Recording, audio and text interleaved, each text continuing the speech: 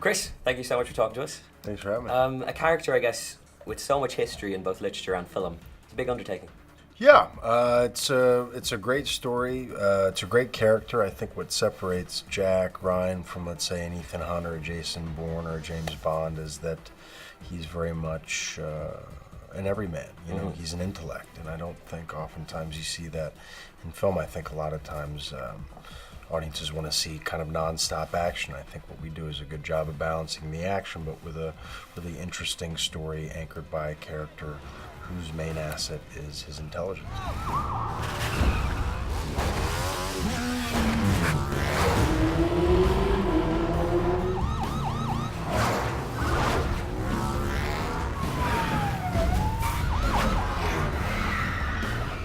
I would definitely say the points that stuck out to me were the conversations and also that wonderful scene.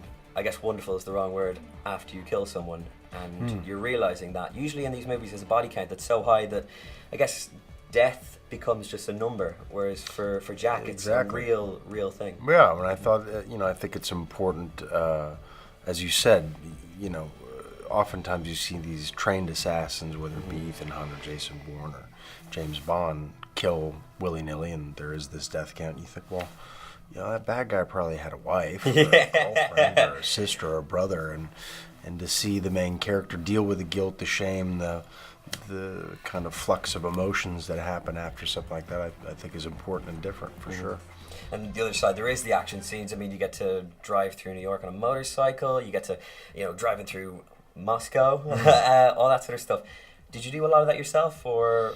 Yeah, I did as much as you can. Yeah, I did as much as I could, and I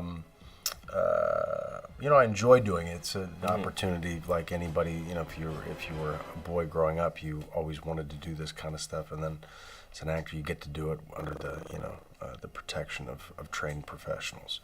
It's magnificent.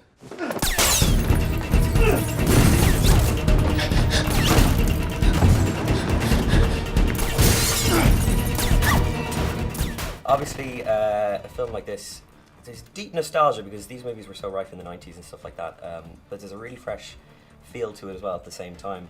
For you, was it kind of cool just going into a world that you might have been watching when you were, 10, 12, 13 years old? Yeah, I mean, I was always a fan of the series. I was always a fan of the character, and I love the spy genre, so to get a chance to play a spy that many of my heroes played before me is a trip.